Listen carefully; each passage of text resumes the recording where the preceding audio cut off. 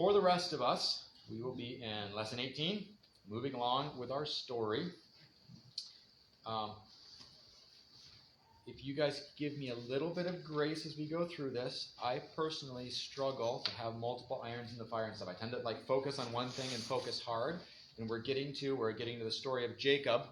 There's a lot of stories going on, and we're trying to stay on track, stay on a theme, and follow it so that we don't get off in the weeds on things. And that, for me, is a struggle. When I was going through notes, it's like, oh, I want to go. No. Rein it in, Seth. Rein it in. Oh, I want to do this. No. So I'm trying. I'm really trying, but that'll be something I'll be dealing with here. It is hard for me to skip over stuff and keep my thoughts on track, but I think it's going to go well. And I was encouraged with this study. I think it'll be good. Quick review, though, to bring us back on track with where we're going. God demanded a sacrifice from Abraham last week. We went over that. Why was it okay for God to do that? It was one of the things we discussed in the lesson. John? Two things. He was testing him, and also he's God. Yep, he was testing him, and he is God. Let's elaborate on the he is God aspect. Why is it to be okay, as we discussed in the lesson, to be okay for God to say, hey, I want you to offer your son Isaac as a sacrifice to me? There's a couple factors there. Jesse? Well, he owns Isaac, and Isaac deserved to die anyway. Those would be the ones that I wrote down. I think that's what we talked about in the lesson. God owned Abraham and everything that Abraham had, right? This wasn't God telling Abraham to do something with Abraham's stuff. This is God's stuff. Isaac was given very specifically, Isaac was a miracle baby given to him by God because of a promise that God had made, right? This wasn't even, we would say this is, yes, he was conceived through normal means, but kind of not. It was a weird situation. So that definitely, Isaac belongs to God, and Isaac was a sinner who deserved to die, and Abraham was a sinner who deserved to make sacrifices and things, right? And he was both owned by God, and he was horribly in debt to God. Abraham was. Abraham is someone who is owned by God, and he owes God death, right? Sin, the punishment for sin is death. Abraham has sinned, and so death is the payment for that, and that's what sacrifice was instituted as, is a symbol of, I'm in debt to you, God. So when God says, hey, you're in debt to me, I'm like, yeah, that's right. How was Abraham able to believe God's promise of a nation through Isaac, while at the same time obey God and kill Isaac? It's a big thing we talked about last week. There are two conflicting things. He was able to believe that there would be a nation, but also be ready to kill Isaac, who the nation was supposed to come through. How did that work? Able to believe that God can perform miracles. Yeah. Okay. Through his faith that God would do what he said, regardless. Regardless, being the big word there. Yeah, God would do what he said regardless. God knows things that I don't know. God can do things that I can't fathom. God is different than me. And if God says this is true, and he also says this is true, and I don't see how they can both be true, I'm going to believe that God is over and above my rational thinking, right?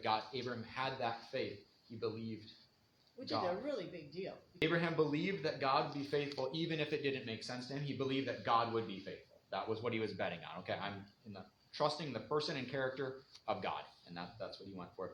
How was God's demand for a sacrifice satisfied?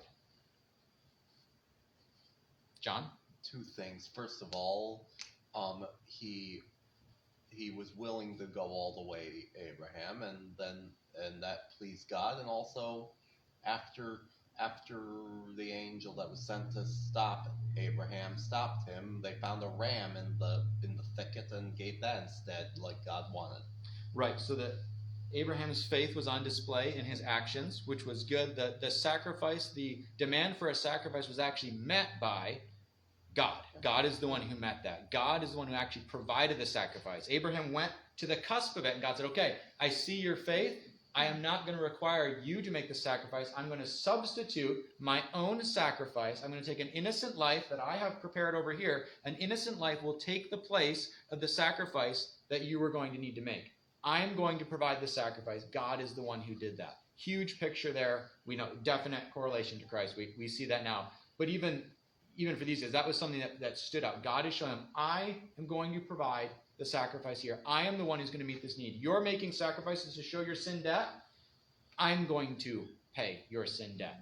The full ramifications of that were not clear to Abraham, but there's definitely, this is a pillar. This is something God is teaching humanity. And that's something that's going to definitely come up in the lesson today, that aspect of God is giving these I called it, I think, bite-sized revelations to humanity. He's revealing truth to humanity in the Genesis account throughout Scripture in little bits. We're going through chronologically. We're through the Bible. We are not chronologically going through every story in the Bible, right? We're gonna go bit by bit. We're hitting highlights. We're following the theme of God's plan to redeem humanity. That's the theme that we're following. So we're going to be following these little snippets and things. And one of the things that I struggle with, and I think a lot of people struggle with, when we get reading through all of the details and all the information that's here, is we get caught up in the details, and it muddies the water there of what is God communicating, what is going on here. I said, we've discussed before that God is the main character of the narrative. If we keep that in perspective, it helps us make sense of the rest of this, because what's going to happen is in this narrative, people and a lot of interactions with people happens, and there's some weird stuff. True, but weird, and it can get confusing. So we want to step back as we're looking at God revealing truth to us through this. We want to make sure we're looking at it from God's lens. God is the one teaching us about himself, and he's going to be using interactions with people to do that. And some of the things will definitely cause us to pause. As you read some of the interactions amongst people, especially when you get people interacting with people, like, what in the world was going on there? How did that happen? What was this? And I think the thing for me to really try to keep in mind is, as God uses people as a staging ground to reveal himself to us, we don't want to get sidetracked by how are the people engaging with each other. I guess to sum it up a little bit, there's going to be stuff in the story. A lot of it we're going to skip over, but I would encourage you guys to read through Genesis 25 through where we're going. There's a lot of information we're going to skip. There's a lot of stuff going on here where it's like, is God endorsing this sort of behavior? Like, look at this horrible, horrific act just happened and God didn't say anything. Does that mean God is like okay with that? He didn't say not to do that thing. He didn't say not to take a bunch of wives. He didn't say not to kill this whole village. He didn't say not to do all of this stuff. And that to me is getting distracted a bit by, okay, that's the stuff that people were doing. God is revealing himself, and he does engage with humanity. He's doing stuff. He allows us to see a lot of the details of what he's working with, but we don't want to get caught up and distracted with that. One of the things that I've kind of heard as I've talked to people about this sort of thing is like, well, look at how awful these godly people were in the Old Testament. Therefore, the God of the Old Testament is a horrible person. Like, the God of the Old Testament is this bad dude. Look at the stuff that the patriarchs were doing. Well, that's not good. Like, well, yeah, you're right. It's not good. Like, so God is revealing his plan to save sinful man, and then he shows us his interactions with sinful man, and lo and behold, man looks pretty sinful. That's what we see. And I was reminded, as I was kind of just thinking through this, of how I see, man, why did God not address this here? Why did he not address this here? Why did he not say something there? And I was thinking about when we went and we lived among the Iski, we, before our team moved in, the Iski language was an unwritten language. There was no written form of it anywhere. So there were people among the Iski who were completely illiterate. Some people knew how to write the trade language. Some people had some basic education through the government and stuff, but some people were completely illiterate. They have never read anything. They've never written anything.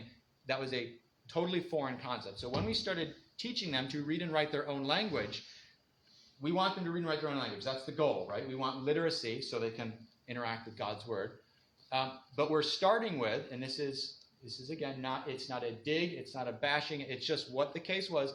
We started the classes with, here's how you hold a book. You hold it upright, you hold it so you're looking at it like this is how you hold a book. Here's some animal tracks on the book. What animal track is that? I'm looking at, that's a pig track. What's that? That's a cassowary track. Look at these marks on the page are different, and they represent different things, like baby steps. Really big, and the tracks are going from left to right. And you get over that basic stuff, and you get to like, okay, we're going to work on some letters now. First, here's what letters are, and also, here's how you hold a pencil. It's like a whole day of here's how you hold the pencil.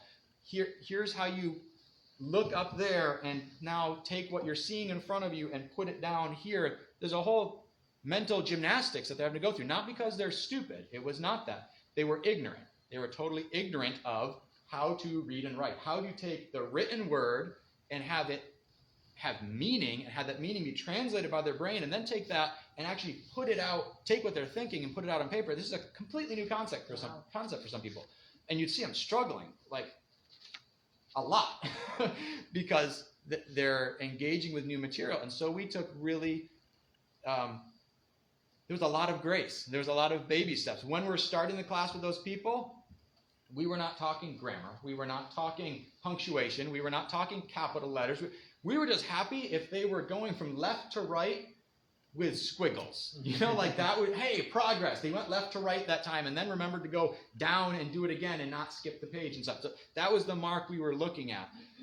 And eventually we knew we wanted them to get over here. They were not ready for it yet. And so we let a lot of stuff slide. As a team, you're working with the people where they are. As we look at these stories in Genesis, you think about how man is completely lost. Man is completely cut off from God. Man is completely sinful. Like, at his core, he's a horrible, horrible person. All of them are horrible people. God is revealing himself, his holiness, his righteousness, his goodness, his standards. He's revealing it to humanity. He knows what righteousness looks like. He knows what goodness is. He knows what holiness is, because he is that. Mm-hmm. But he's dealing with people that are so far removed from him that as he engages with them, he can't stop and correct every single thing that he sees, right? It just wouldn't work. Just like that'd be a bad teacher. Be a bad teacher if on the first day, okay, here's everything I want and expect from you, like you'd blow someone's mind. It's too much. So we're going to go through some stuff here where it's like, God, why didn't you say something? They weren't ready for that yet. You see in Scripture, as God reveals this story, he adds more details and adds more details and adds more expectation and adds more of a standard. Not that he made it up. Oh, there was no standard here. And then you get to the New Testament. Now all of a sudden God has rules and thoughts and ways of, morality comes in the New Testament. No, it was always there. He just hadn't doled it out on people yet. They weren't ready to handle it. So if we just keep that in mind as we go through the story, it is helpful. God is the same God. Like the God in Genesis is the same God in Revelation. That's the same God. He doesn't change. How much he puts on people and how he engages with people does change a bit, heavily based on how much have they been given already. And so to me, that's a helpful thing in here, because right quick, like I said, we're going to skip over it, but I'm going to expect you guys to kind of read it because it's quite interesting. The patriarchs were messed up people. There is bad stuff going on during this time. But we want to keep in mind, this isn't a story about the patriarchs and how we should all be like them. This is a story about God and how he dealt with the patriarchs of Israel and how he dealt with humanity so that he could offer the Savior, right? That's the story here, is God revealing himself in these interactions. So look how awful these godly people were. Yes, correct. That's why God is doing all of this. These are horrible people. We want to just kind of keep that in mind. So with that, go to Genesis 25:19. We're going to just pick up the story, jumping a bit, since the whole last thing that has happened. This is the account of the family of Isaac, the son of Abraham. When Isaac was 40 years old, he married Rebekah, the daughter of Bethuel, the Aramean, from Padan Aram, the sister of Laban, the Aramean. It's a relative of his. They went back. They got him from Abraham's relatives. It wasn't a Canaanite woman. Nothing super significant there, except that happened. His mom has passed. Sarah's dead. And we continue on the story here. 21. Isaac pleaded with the Lord on behalf of his wife because she was unable to have children. The Lord answered Isaac's prayer, and Rebekah became pregnant with twins. But the two children struggled with each other in her womb. So she went to ask the Lord about it. Why is this happening to me? She asked. And the Lord told her, the sons in your womb will become two nations. From the very beginning, the two nations will be rivals. One nation will be stronger than the other, and your older son will serve your younger son. We know from later on, it talks about some dates and things. So he was 40 when he married Rebekah. We would know by some of this stuff. He's 60 when the twins were born. So when it says she was barren and didn't have kids, this is for 20 years, no kids. I would call it a fairly good shake. Not having kids. That's a long time she went without children going on. Not as long as her mother-in-law. Not as long as mother. There was a gold standard set there. You're right. But still, something that this was a burden for their family, right? Because again, Isaac's been told the nation's going to come through you, and he's like, well, it's been 20 years. I still don't have any kids. I've seen this before. It's kind of interesting. If you look at God's master plan, right, of how he's going to redeem humanity, it's a little bit out of the box. So God's master plan says, I'm going to make a nation from a barren couple, right? I'm going to make a nation that's going to bless the world, and I'm going to do it with people who can't have any kids. Interesting. Okay, we have a friend who they got married and like got pregnant like on their honeymoon. Like, oh, surprise! Like they came back on the honeymoon like instantly pregnant, and then all of their kids, they like had the kid, and they're like, okay, you know what? Hey, let's have another. Oh, I'm pregnant again, and it was like 5 times. They called her Fertile Myrtle because her name's not Myrtle, but that was just the nickname her siblings called her because it's like they talk about having a child, and it's like pregnant, Crazy. Yes, it was. If I was setting out my plan to redeem humanity and create a nation to be a blessing to the whole world, I would have picked someone like that. Hey, look, you're going to have a nation. Look, children just coming out, rabbits. God didn't do that. And then you see, okay, so the first time with his master plan, barren. Okay, here's a kid. You get a kid from that. Then that kid, also barrenness, right? No more children again. The second time, barren womb. And then he gets to here and he says, okay, you're going to have twins, and the younger one is going to rule over the older one. Complete shakeup. That's not how that works. The firstborn always takes prominence in this culture. The firstborn always is the one that you follow with this culture. Actually, in this line, it's going to be the secondborn. And then we've seen already in Genesis 15, in Genesis 15:13, God told Abraham, here's my master plan, says God. Then the Lord said to Abram, you can be sure that your descendants will be strangers in a foreign land where they will be oppressed as slaves for 400 years. Abraham, I'm giving you this land to you and your descendants. By the way, all of your descendants are going to go to a different land, and they're going to get stuck there. And you're going to be a great nation, there's going to be kings among you. But you're all going to be slaves over there for 400 years. It's like, this is not how I would have written the script. God is doing this in a way that is very different. And what's cool, and I really like, as we see this, is it's not God is spitballing it or doing improv of like, okay, let's see what happens, and okay, I'll do it this way. Let's see what happens, and okay, now let's adjust. Let's roll the punches. God says way before there's any children, Ishmael's not even born yet, and God's like, okay, Abraham, this is how this is going to go down. This is what's going to happen. Your children are going to end up over in a foreign land. They're going to be slaves. I'm going to bring them back.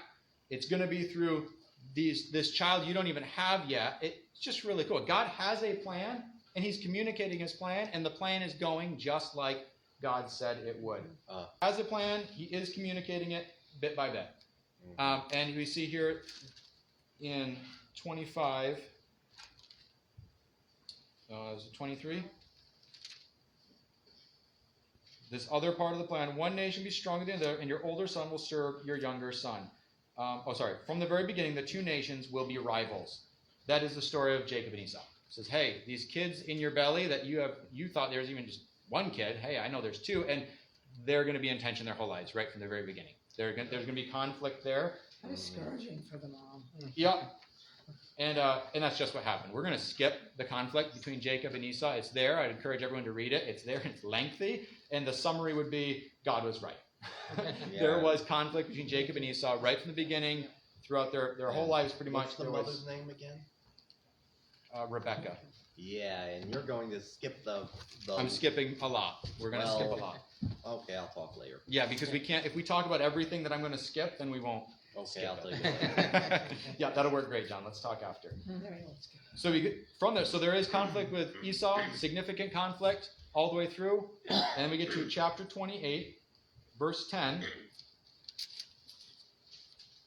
Meanwhile, Jacob left Beersheba and traveled toward Haran. So one of the. Oh, I'm sorry, I did forget to finish up that passage. I'm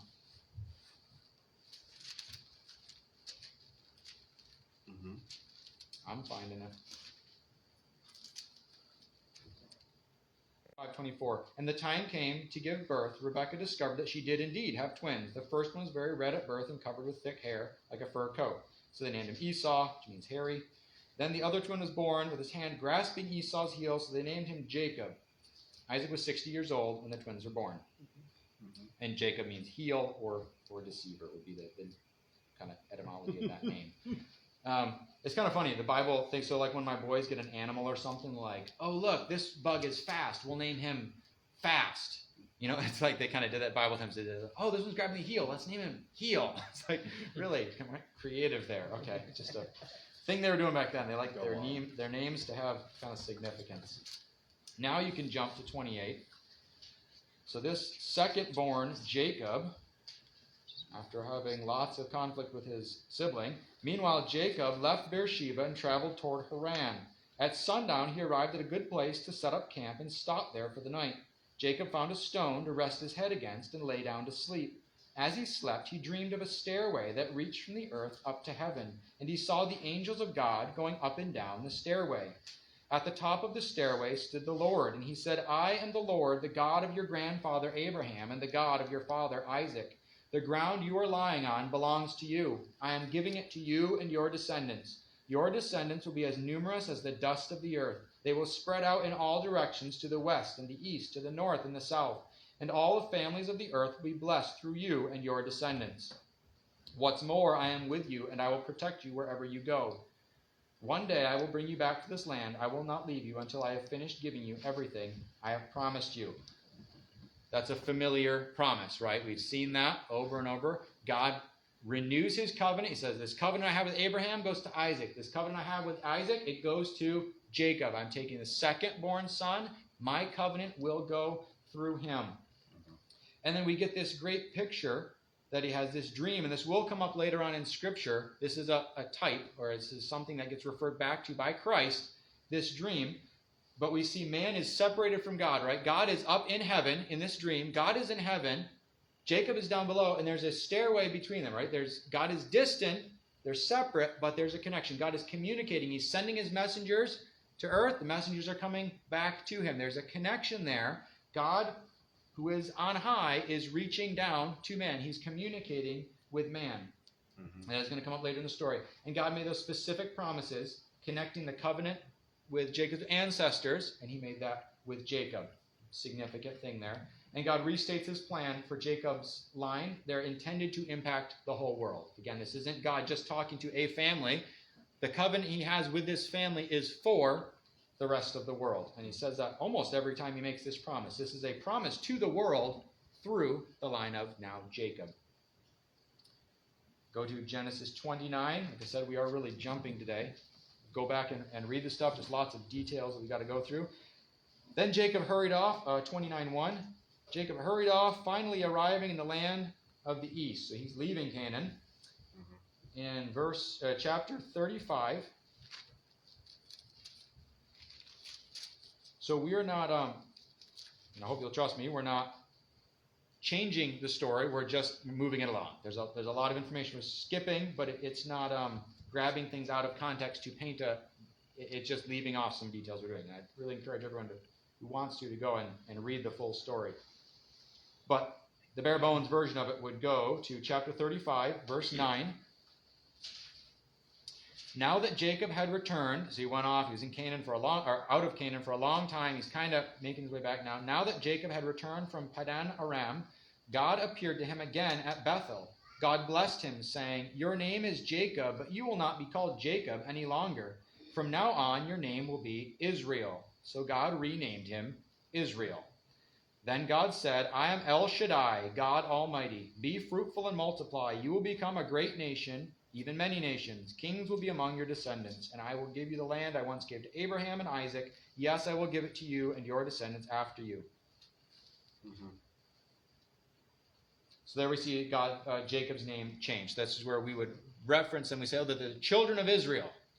Literally. Literally the children of Israel. Like there's the children of Mark, there's the children of Seth, they're the children of Israel, and later we call it the country of Israel, but it's really because of the name here. They're taking that from Jacob. So he went from Jacob the deceiver, would be what that name would sound like in Hebrew, to Israel, God fights, is what that would kind of sound like more in their language. Jump again to chapter 37. 37:1. So Jacob settled again in the land of Canaan, where his father had lived as a foreigner. Finally makes his way back there with a large family. And this is the account of Jacob and his family. When Joseph was 17 years old, he often tended his father's flocks. He worked for his half-brothers, the sons of his father's wives, Bilhah and Zilpah.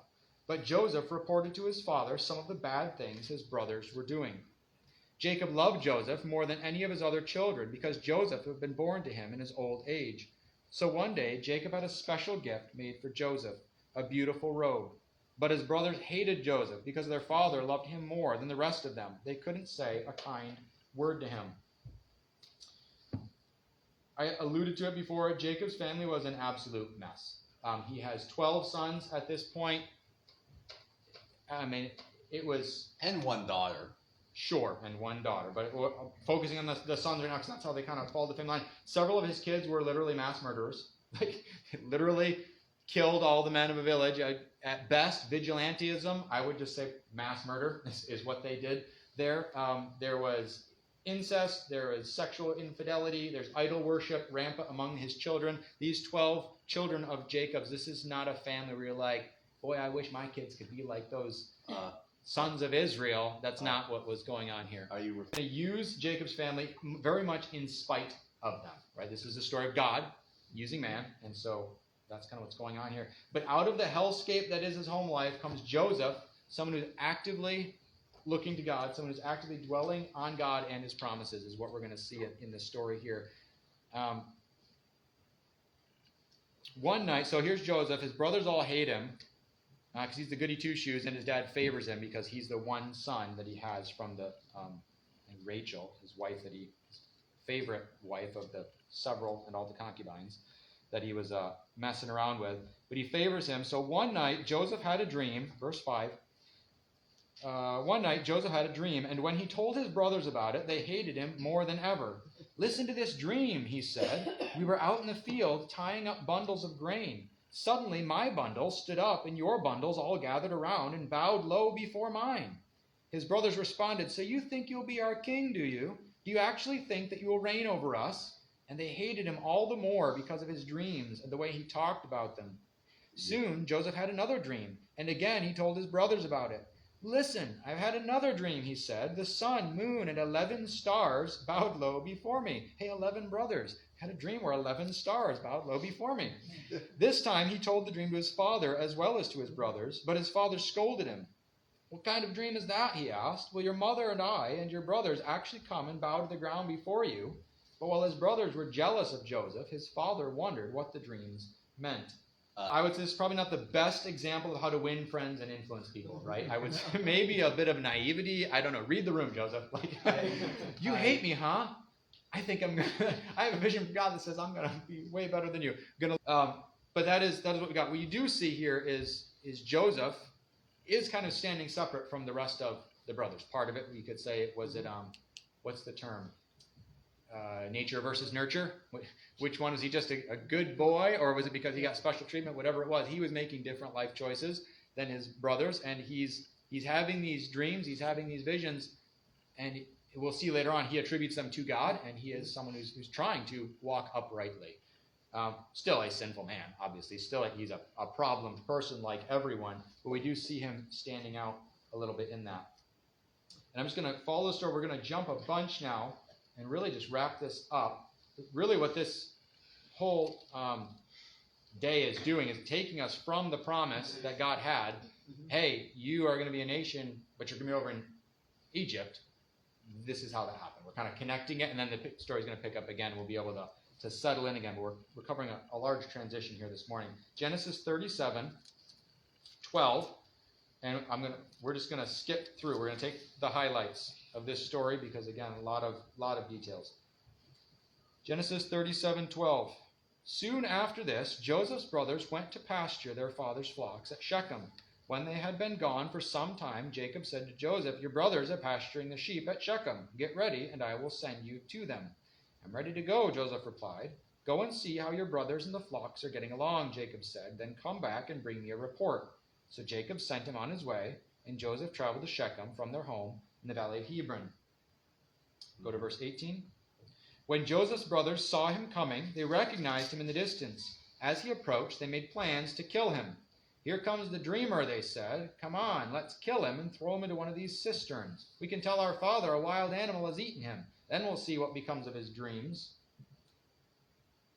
24. Then they grabbed him and threw him into the cistern. Now the cistern was empty. There was no water in it. And a bunch of stuff happens. Go to 26. Or sorry, we're not jumping down. Judah said to his brothers, what will we gain by killing our brother? We'd have to cover up the crime. Instead of hurting him, let's sell him to those Ishmaelite traders. After all, he is our brother, our own flesh and blood. And his brothers agreed. So when the Ishmaelites, who were Midianite traders, came by, Joseph's brothers pulled him out of the cistern and sold him over to them for 20 pieces of silver. And the traders took him to Egypt. 39, verse 1. When Joseph was taken to Egypt by the Ishmaelite traders, he was purchased by Potiphar, an Egyptian officer. Potiphar was captain of the guard for Pharaoh, the king of Egypt. And that's where our story is going to kind of stop. But we see God working with messed up people, in messed up context, but he has his plan that he told Abraham, and his plan is going just like he said it would, using horrible, sinful people, a holy God, not orchestrating this stuff to happen, but knowing it would happen and being able to use these things to further his plan, which is pretty impressive as far as what he's able to do. So the kid who was told he would rule over his family is now separated from his family and a slave in Egypt. So, again, difficult plot. You ever watch a movie where you're like, okay, how are they going to tie this together? Like, there's so much going on. Definitely a little weird. The kid who has the vision to be a ruler is now a slave. He's going to rule over his family. He's not with his family. God knows what he's going to accomplish through Joseph, so he can make promises before they make sense to the people he's revealing his plans to. Right? This is not a surprise to God. It was a surprise to Joseph. It was a surprise to Isaac. It was a surprise to everybody. Well, not the brothers, I guess. They knew what was going on. But this doesn't really make sense to God. That this was not a surprise. He could make his promises beforehand because he knew exactly what was going to happen. God is over and above. And so that's one of the two things that really stood out to me as I was going through this. And when I was doing it, I did read the whole thing. I was like, whoa, there's so much going on here. Like, God, what a mess. But then when I stood back and looked at the highlights, I was like, well, but what you said totally has happened. Like, what you said is exactly the case here. I'm in the weeds just trying to follow this. I'm confused, but God, no, you're right. It went just like you said it would. That's impressive. What's the old saying from the A-Team? I love it when a plan comes together, right? That for God, that's just Tuesday. Kind of like that's how he works with that. What I found encouraging as I was looking through that, as I was seeing a mess of a situation, and yet God's plan totally moving forward without hindrance, it was encouraging me to think, okay, this is past, this is history, this is something that did happen, but I personally am still a part of God's story. God has made promises. God's story isn't finished. God has made promises that have not yet happened, and I'm a part of that. And you can see he was undeterred by the chaos of this whole thing. And we know, looking around us today, there is chaos in our world. There's chaos everywhere. As we try to make sense of the world, it's a confusing thing that we're trying to do. But to God, not a problem. God is navigating through this, and there can be confidence in seeing how faithful God was to people in the past. To me, is an encouragement to see how faithful he will be to me in my context here as I'm trying to engage with this stuff. Like, just as much as Isaac or Joseph or Jacob could be resting on the promises of God. Like, this isn't making any sense. Now my kid is gone in Egypt, or I have a barren wife, but I'm supposed to have children. Like, as much as that didn't make sense to them, they could lean on God. They could trust God's promise. Like, you know what? I'm just going to trust you. And in doing that, they were completely vindicated. Their faith, we look at it like, oh yeah, they did the right thing. That was the thing to do. Bet on God. That totally won out, even though there was nothing in your context to have that make sense. For me, that was encouraging. Like, okay, you know what? Even if it is totally experientially confusing for me, I can still be trusting in God and trusting in his promises. And again, we want to know what are those promises that we talked last week. But when you find those promises from God, like, okay, this is just as true for me now as it was for Jacob back then. Not, oh yeah, back in Bible times, they had all this stuff going on and it was easier for them. No, it was very hard for them, just like it is for us, but we can have the same type of faith and have the same response to the situation as they did. That was encouraging to me. And the other aspect that I appreciated was seeing how God engaged with sinful humanity, which again, we skipped over a lot of the overt sinfulness that's there, is fairly convicting for me, because I tend to, when I encounter sin, certain sins, I definitely have I'm happy to throw the baby out with the bathwater sometimes. There's some people you engage and they're like, you know what? I kind of don't like you. Like, here's some reasons why I think I can just not engage with you in a positive way. Here's people that I'll deal with positively. You're not one of them. Like, not you, I'm saying. But it's cool to see how God works that, where he's working with, like, I would call it depraved people here, and he's still engaging with them with grace. He's still engaging with them, not condoning their sin, not like, I'll just overlook it. Not that, but he's still going to work out his purposes. He's still going to be exposing them to truth. He's still going to be doing his thing in the midst of sinful people, and yet God still remains holy. God still remains righteous. God still remains good throughout the whole story, even though he's right in the thick of it with horrible people. And I was like, man, that's something that I would like to aspire to be a person where I could actually be walking with the Lord and actually engaging, right? Not just avoiding, I'll deal with people who are middle of the line, like they're, moral, struggling, we're all sinful people, but some are more sinful than others, we have that kind of view on things. It's like, no, what if I'm actually able to just engage with the worst of us? I feel like I got to do air quotes every time I say this stuff because we're all horrible, sinful people. But could I actually be willing to engage with sinful humanity like God does, in the way where he doesn't dilute himself, but he doesn't just like shun everybody or just cut everybody. I mean, me in this story, if I was God, the story would have ended. They're all dead. I'm so ticked. Again, if you read the accounts, it's just atrocities. If you put yourself in that place, these are horrible, horrible people.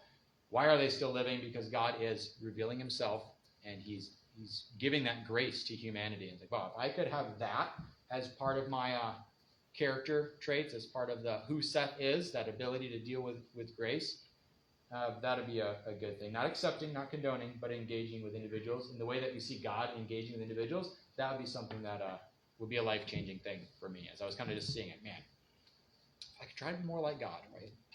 There's the application for today. Try to be more like God, and everything will work out. No, not that. But I felt like it was an interesting study. It was a different sort of one, because we're getting into the mess of things. But just really interesting seeing how God worked with this family back then. And now it brings our story to, there's a descendant of Abraham is in Egypt. So we're partway there. We're getting there. The story's moving. Thoughts?